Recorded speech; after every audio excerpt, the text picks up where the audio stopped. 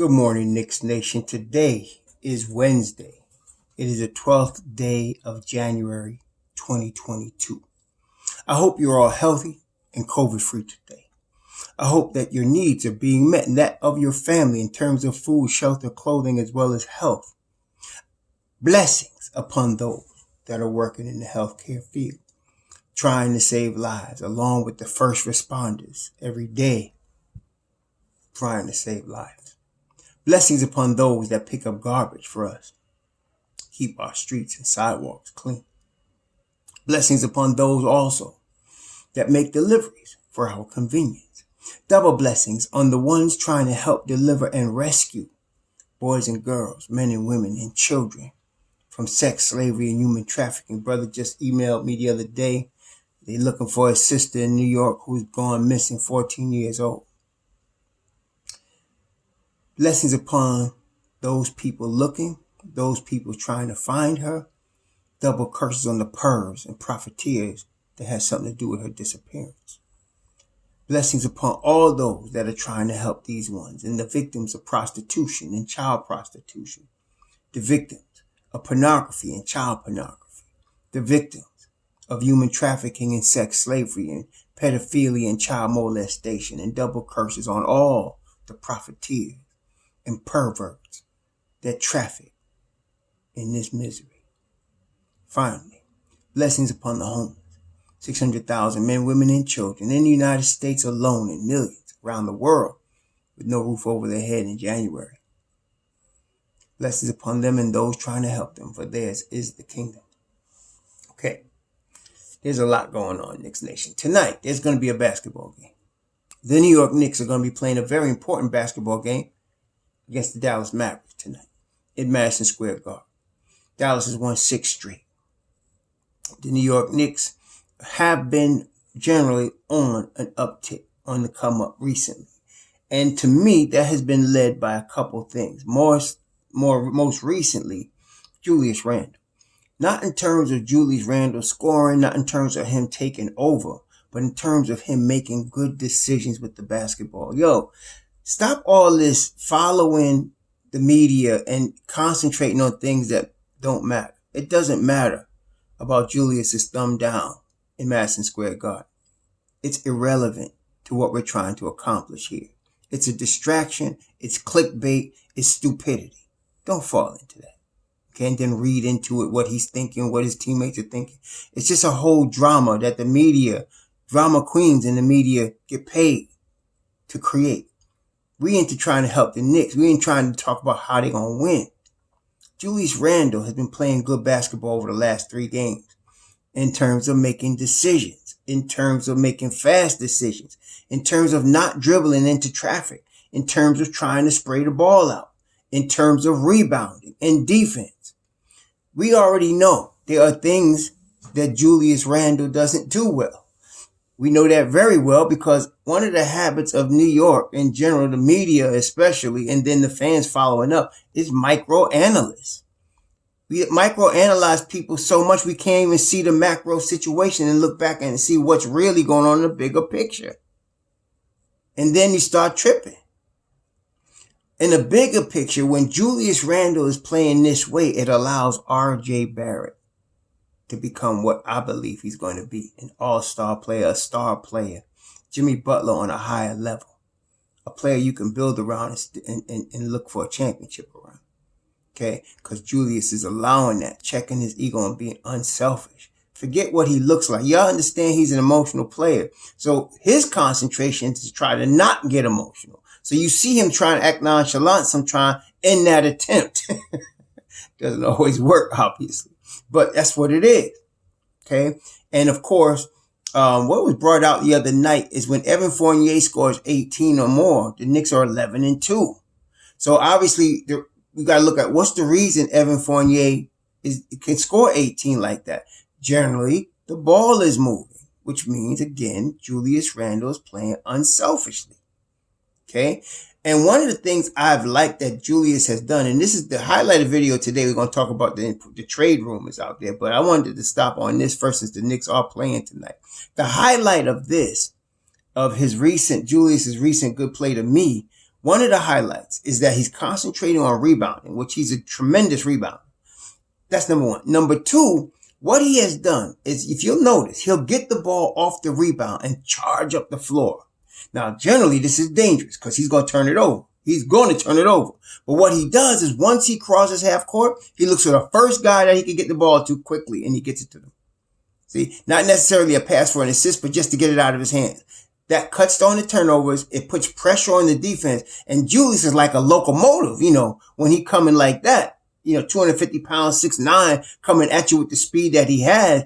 He gets the ball to rebound, gets to the court like that. That's tremendous pressure on defense, especially when he doesn't turn it over, which he hasn't been doing over the last 3 games, except the Celtic game. He turned it over 6 times there. And like I said, he was tired. That was on Tom Thibodeau to me. He was on Tom Thibodeau. He just played a 7-man rotation, messed everything up. But I threw that game out because that really wasn't typical of what he's been doing recently. So the points, I like it when he just lets the points come. If he's hitting, he's hitting. If he's not, he's not. If he's got a good shot, take it. If not, pass it. I like that. So I'm not worried about his points. That's going to come eventually. But the decision making, if he can continue that, he's not a high IQ ball player. So for him to make a quick decision is really big time. And then for him to spray the ball or get it to the person right next to him, which oftentimes he wouldn't do, and create turnover instead, but he's giving to the ball to whoever's right next to him, that's big time. And then hustling on defense, that's big time. That's big time for the Knicks. We'll be in good shape if he continues to do that. So all of this criticism about Julius is ridiculous. When he scores too, shoots too much. When he doesn't, he's not scoring enough, and he's scared. I mean, y'all got to, don't listen to the media. Look at the game. If you look at the game, he's playing very well. Okay, he's playing very well. As long as he can keep his turnovers down, his decision-making fast, we in good shape, y'all. And then, like I said, when he gets that rebound off the defensive end and busts it up the court and then hands it to somebody quick before he turns it over, that puts tremendous pressure on the defense. Tremendous pressure. When that happens, the ball is starting to move. When the ball is moving, it flows through RJ. Evan Fournier is a better basketball player when the ball is moving. And he's always himself saying that. The ball needs to move. Everybody needs to touch it. And if you heard Evan talk, RJ talk, they've been saying the same thing. Everybody's touching the ball. Tom Thibodeau's been saying the same thing. So that's what we got to do tonight against the Mavericks. It's going to be interesting because in this position, we have been several times where we're on the verge of doing something big, only to have Julius lay an egg and, get mentally out of the game, start worrying about the referees, and it's over. So the keys tonight, we got to have a 9-man rotation, which if Fournier is available, we should have a 9-man rotation. Got to have a 9-man rotation. Number 2, Julius has got to keep making quick decisions with the ball. Never mind how many points he scores. Just keep making good, quick decisions with the basketball. Put pressure on the defense when he gets the defensive rebound. Give it up quick, and let that ball move. Number 3, Evan Fournier continuing to be in rhythm. He's been in a good rhythm for the last 3 games. Let him be in rhythm, and if he's doing that, he's going to score his 18 points, and we're going to be in good shape there. Okay, so those are the keys to me. If that happens, the Knicks will be in good shape tonight against Dallas. And it's going to be interesting to see if it does, or if the mind game goes on and Julius just completely changes. It's really keys on him. So let's see what happens here. Now, generally, as you all know, who know me for a while now, I do not engage in frivolous thoughts about possible trades. I don't do that. I think it's stupid. I think it's for kids. I think it's a waste of time. I think it's NBA 2K style. I don't like that. So I don't waste the limited brain power that I have talking about fantasy trades. Okay, let's go get LeBron. How can we get Anthony Davis? Right? That guy, stupidness that's not going to happen. But when an Ian Begley or a Woj or a Shams says something, I listen because those are the only 3 outlets I trust. Those are the only 3 reporters. Forget the outlets. Those are the only 3 reporters I trust. When they say something, something's happening. Okay? And Ian Begley and Shams have reported over the last week or so, less than a week probably, that the Knicks have talked to teams about Cam Reddish, Myles Turner, and Jerami Grant. Okay? They've talked to teams, which means this. This is what this means. And this is what I want y'all to understand about this process. Just because a team calls a team doesn't mean anything's going to happen. And oftentimes a rumor is started because somebody reported a phone call. Teams inquire about players all the time. Okay. And so when somebody calls, that doesn't mean anything. Okay. It doesn't mean anything. So that's one thing. But, and then on the other side too, for example, it came out that the Knicks have not made a phone call about Ben Simmons. So that's telling you they're not interested. Okay? They're not interested.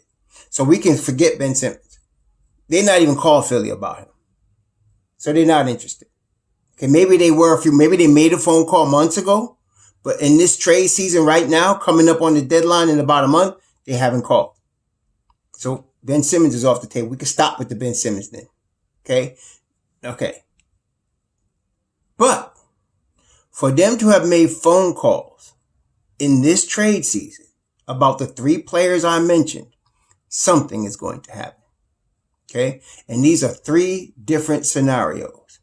So I want to start with the least likely and go to the most likely, which I think the most likely is Jerami Grant, and I'll tell you why.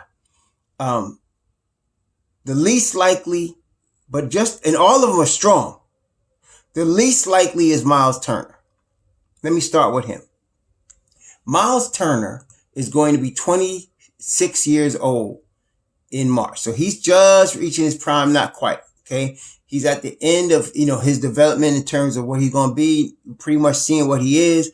And so, he's a career 35% shooter from 3, career 49%, 50% shooter from 2. He's a career 13 points a game, 7 rebounds a game. So he's not spectacular. Although we know from what he's done against us, he has his moments, right? But that's pretty much, you're going to get 12 points. You're going to get, 7 rebounds, 2 blocks. He's a block king. He can block shots. So the Myles Turner, now he's getting $20 million a year. Now this is the thing and this is another key I want y'all to understand. The money has to work. You can't just throw players' names out there. Right? Like, they're not going to trade Myles Turner straight up for Nerlens Noel because Nerlens makes $10 million and Myles Turner makes $20 million. You have to add players to that. Okay? So the money's got to work. Secondly, if the Knicks make a call, it's obvious they're interested in that particular player. But what you really need to ask yourself is, what would Indiana want? What is their goal? What's the team we're talking to's goal? And there's a reason they're putting the player on the trade market. For example, why did Boston go and sign Kemba Walker to $140 million out of Charlotte? Well, they thought he was a missing piece to add to their 2-star forwards to take them deep in the playoffs or make a championship run. Okay, obviously that wasn't the case because of Kemba's knee. Then the next question is, why did they just trade him away to Oklahoma City? Well, because of his knee, because he wasn't the piece. Okay, so you have to ask these questions, why teams, and then you would say, well, why is Oklahoma City taking Kemba? Right? Well, what were they getting? Because it was Al Horford and some other things. They were getting probably some picks. Okay. And they had the cap space. So we're getting picks. So you got to figure out, why would each team want to do this? So obviously, why would the Knicks be looking at Myles Turner? Well, he's a 3-point shooting center. For those of you that think that's important. I'm not sure Thibodeau does, but some of y'all think that's important. Maybe the Don does. So he's a 3-point shooting center. Okay. And he blocks shots. He's a rim protector, which Tom loves. Okay. So if we can get him and keep Mitchell Robinson, which I think that's the goal here. I don't think the Knicks want to trade Mitchell Robinson. If we can keep him and add Mitchell Robinson, now you have him starting and Mitch Rob in the second unit with Mobb Deep. Woo, that's good, man. That's really good. Okay. Cause you can pay Mitchell Robinson somewhere along the lines of what you paying Nerlens Noel. Okay. You're not too far off. Maybe you give him 12 instead of 10 million a year, something like that. And you got your 3-point shooting big man in Myles Turner, and Turner's a good IQ player as well. So he's not going to score 20 a game, y'all, but he's going to be a 3-point threat, and he's not a big rebounder, but he can get you 7 a game. Okay. And he's going to block shots. He's going to protect the rim. So that's going to be really good for us if that's the case. So, but I don't think it's going to happen because of what Indiana is going to want. What does Indiana want? Well, you got to look at their thing. Now, if they're blowing it up, if they just blowing it up, that means they're going to send out Sabonis, they're going to send out LeVert, they're going to send out Turner, and they're going to try to accumulate draft capital. Okay, so they'd be wanting to accumulate draft picks and young players. All right, so if they ask for R.J. Barrett, the deal is done. We're not doing it. It's over. I doubt if we'll send Mitchell Robinson there. We'd probably want to send. Now, the Knicks would probably want to send Nerlens Noel. You got to look at the money, right? So you got to look at Nerlens Noel's 10. We talked about Nerlens Noel's $10 million. What else? I'm going to look at the Knicks roster so we can see the money. So we're looking at Nerlens Noel's $10 million. We're looking at, they might take a Kemba and Nerlens, and let me tell you why they would do that. We'd have to send them multiple draft picks, but let me tell you why they would do that. If they're looking to blow it up, they're looking to receive, again, this is another thing. What would they? They're looking for short-term deals. They don't want long-term deals. Okay? They would not want Evan Fournier, for example. That's a 3-year deal. It's not really long-term, but they already got Chris Duarte that they're obviously now, giving him the basketball. So then, that's not going to happen. They're not trading Malcolm Brogdon with Evan Turner because that's a different deal. That's a lot of money. That's like $40 million you got to come up with. See, so you're looking at probably, and they were looking for a young player. So they would probably be looking, if they're going to send Sabonis out, they're looking at Obi Toppin. Okay. They want Obi Toppin. Okay. Now, why would this happen? You know what the key to this happening is? If it was going to happen, if Obi's representation says, send my man to Indiana because he could start, because that's what would happen. He could start for Indiana. And if he started, Obi's a 20-point scorer. And if Obi decides, I want to go to Indiana and start, that's going to get done. Because now you're talking about a $5 million for Obi Toppin, $8 million for Nerlens Noel. And you're probably talking, so now you got 13, you need another 6 or 7. You're going to have to throw something else in there. I don't know what else they would throw in there. Going to throw draft picks in there, but you're going to need some more money. You could put Samancic in there at $3 million, and that'll get you 14. You still need more money. I don't know who they would throw in there. They're not giving up Quentin Grimes. They're not giving up Quick. See what I'm saying? They would, if Obi's people, now listen to me carefully. I'm not saying I would do it. Some of y'all get it twisted because you don't listen. If Obi Toppin's rep, if his agent said, my man wants to go start in Indiana, that deal's getting done. Okay. But I don't think Obi's at that point yet. He's frustrated. Oh, he's definitely frustrated. I think the Knicks got one this season in the beginning to the next year trade deadline to decide what they're doing with Obi because he's frustrated. But he's going to wait this year. Okay. Because he loves New York. He loves New York. Is his dream to play for the Knicks. Right. So, they might take Kemba and they might take Nerlens. That's right. Kemba, Nerlens, and Obi. Done. Because Kemba's one more year on his contract. They could buy him out. Okay. Then you got Nerlens he's only guaranteed for two seasons, this season and next season. So then he's done. His third year is a team option and you get Obi Toppin. So that's why they might do it. But I don't think that gets done because I think Obi's going to wait a year. I think he's not going to press that right now. I think next year, there's going to be a lot of pressure on front office management to decide what they're going to do with him. And I told y'all this was coming, right? I got 3 videos. I should probably post them in the link description box. But over the last 6 months, I've done 3 videos on this subject, starting like in June, July, where I knew this was going to be a problem because Obi's too good to be getting 9 and 10 minutes a game. He's just too good. Some of y'all think he can't shoot. The reason it appears that he can't shoot, he's not getting enough time to develop a shot. If you played him, he only got, the 2 games during COVID where he played 30 minutes and he scored 19 points. You ain't even seen. If you let Obi play the way, like, say, RJ played, or way they let Evan play and say, okay, we're going to give you a 30-game sample size, you would see a whole lot of Obi, in that time. He would start going off. But That's not the case. But if he goes to another team, you won't see that. So that's why that will not happen. I don't think it's going to happen because of Obi. I don't think that's going to happen because Obi's going to wait. His people are going to be chilling for one more for this season, and then next season it's going to be on because right now Obi's getting ready to turn 24 in March, and so next season during the end of that season he'll be 25. It's time to decide what y'all going to do. See, so we're going to see what happens. That's that one. Next one is Cam Reddish. Cam Reddish is interesting on a lot of levels. First of all, of the three amigos that played at Duke, Cam, Zion, and RJ, Cam is the oldest. And that's not saying much. Like RJ's 21, Cam's 22. They're both young.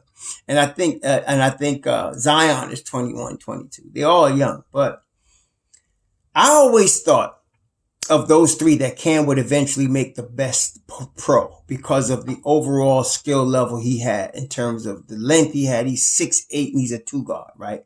And the defensive ability and the shooting ability.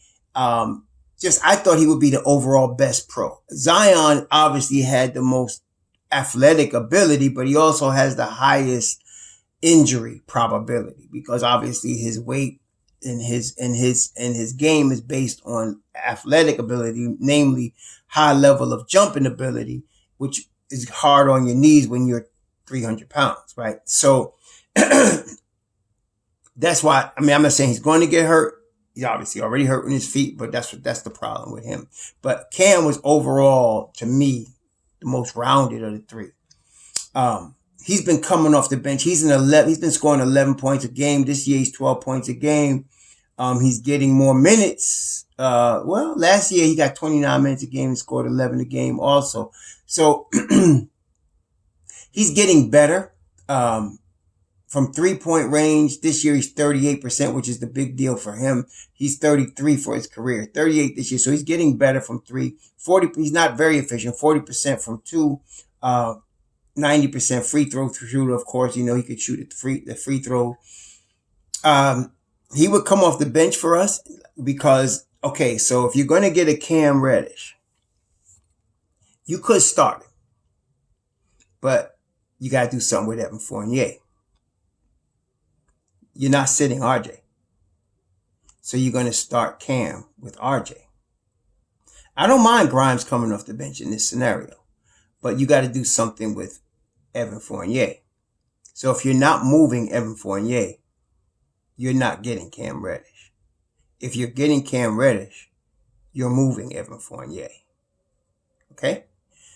Now, as we know, if you put Cam and RJ in the same lineup and they're playing together, RJ is going to be very happy. And you know what else? Zion is going to be very happy. Zion has publicly said Madison Square Garden is his favorite place to play. He said that. He shouldn't have, but he did. And these are, aside from New Orleans, but that's like saying, man, she's the finest girl I've ever seen. Beside my girl. And you know what that means, right? So if they do get Cam, I'm going to tell you it's an 80% chance Zion. And when he gets it, whether it's free agency or whatever, he's coming. Okay. That's a big one. Now, Cam is not that expensive. He's on his rookie deal. And one of the reasons, I knew that you kind of knew that Atlanta was going to have to trade somebody because you had Herter, DeAndre Hunter, and Cam Reddish. They all played the same position. Then you went and signed Bogdanovich. Okay. So you have 4 wings. So somebody's going to be odd man out. And Cam has been hurt. Last year he played in only 26 games. And then there was a strike shortened season where he went off in the playoffs last year. And then the strike shortened season, he went off at the end of that season when he was playing, but he's been hurt. That's another thing y'all got to remember. He's been hurt every year of his career. RJ has never missed time. So RJ is the most durable of the 3. Zion been hurt. And Cam's been hurt a lot. This time, and it was his Achilles. He's been having Achilles problems this year. That's dangerous. So that's a problem. But if you go for a Cam, you're kind of, I'm going to say this, you're taking a step back. And the reason is because he's still developing. Okay, you're going to go young. He's going to come off the bench. And then you're going to have to deal with Tom Thibodeau. He's not going to get time in front of Grimes off the bench. I'm just going to tell you right now. I mean, you know why? Tom doesn't know him. He knows Grimes. He asked for Grimes. So that can happen. And he's cheap. I mean, it's going to be cheap. You could send Knox for him. And, you could send Knox for him in a pick. And that's it. And I don't think it even needs to be a first round. You can give him 2 second rounders and Knox and get Cam Reddish. I think you can. Because he's in a contract year.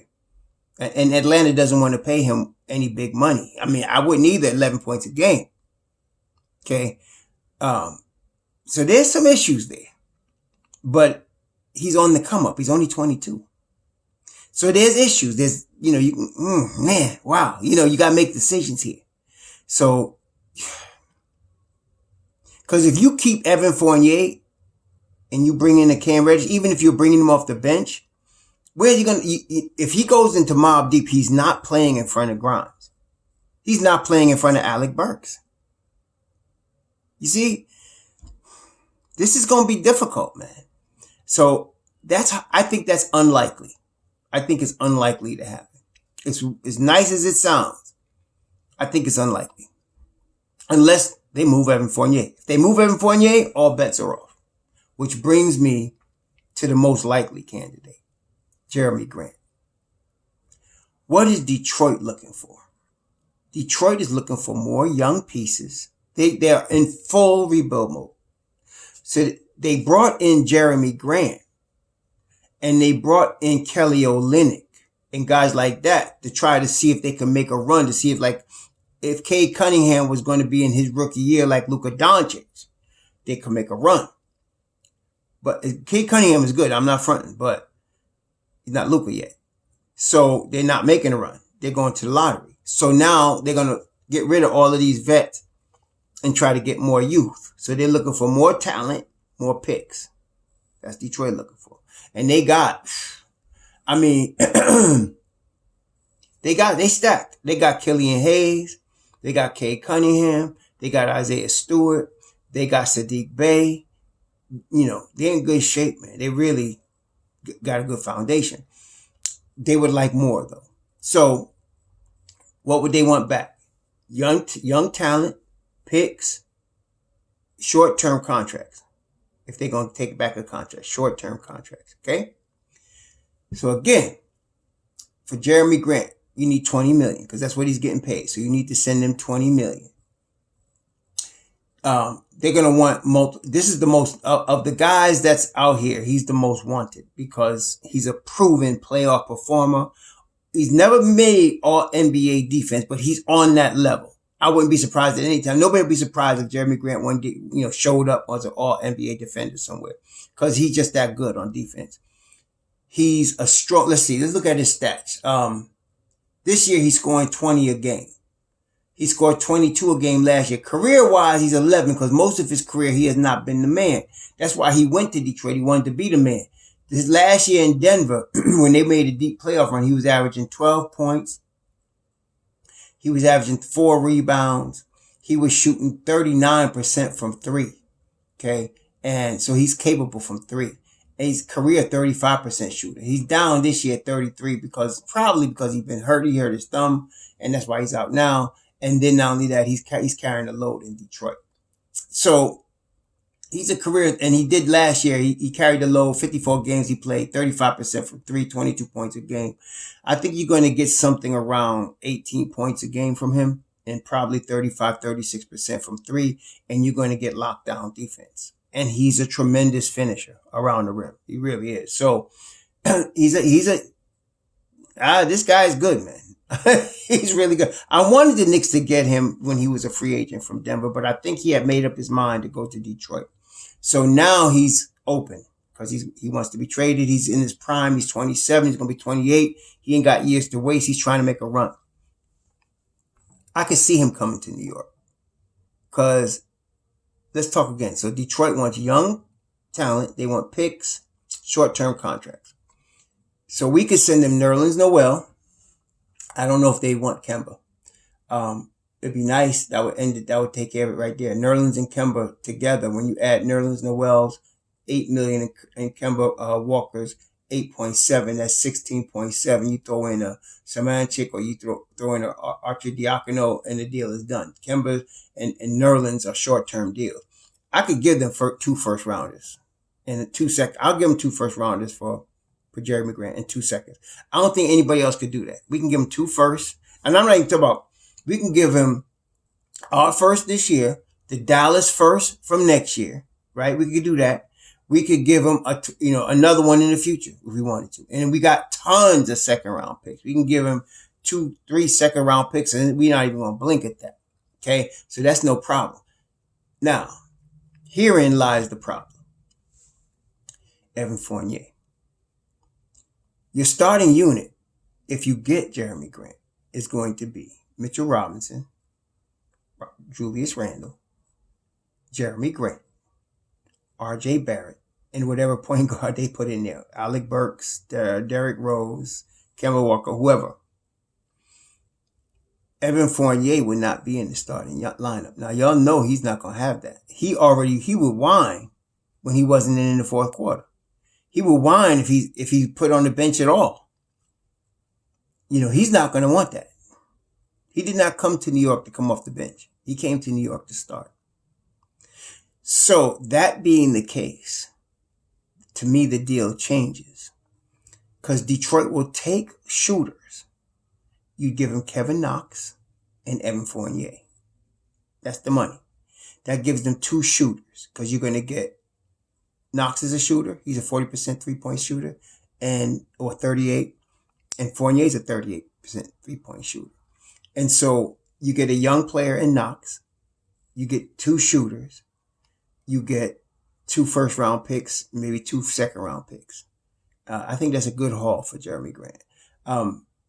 Because Detroit as a team shoots 31% from 3. Corey Joseph is their best. Corey Joseph is their best 3-point shooter. He shoots 40%. Mostly everybody else is 35 or below. Okay, Corey Joseph is their best 3-point shooter.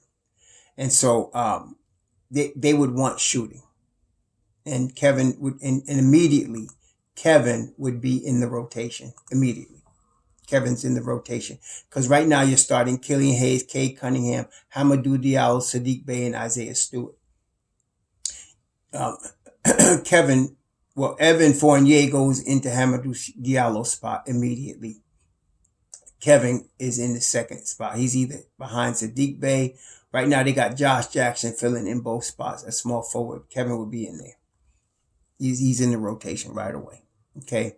And he'll get to start some games right away. So, and Hamidou Diallo is really, he'd be the shooting guard behind Cade Cunningham.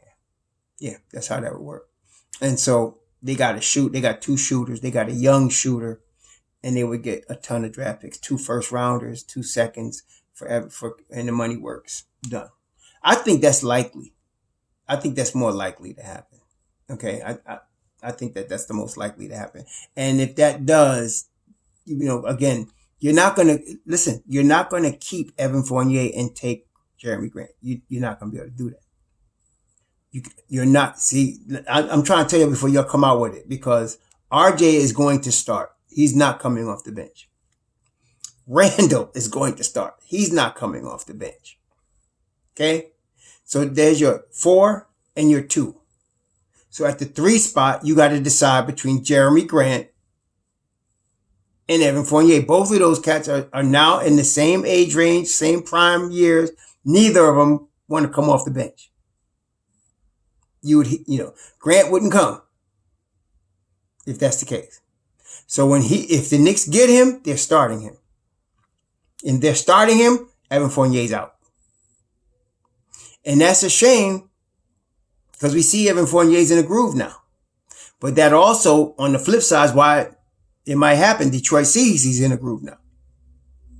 Okay? So that's the dilemma, but I think that's the most likely to happen because the money works. Detroit gets what they want, and the Knicks get what they want. Tom Thibodeau would love Jerami Grant. I mean, a warrior, a vet in his prime. He would love Jerami Grant.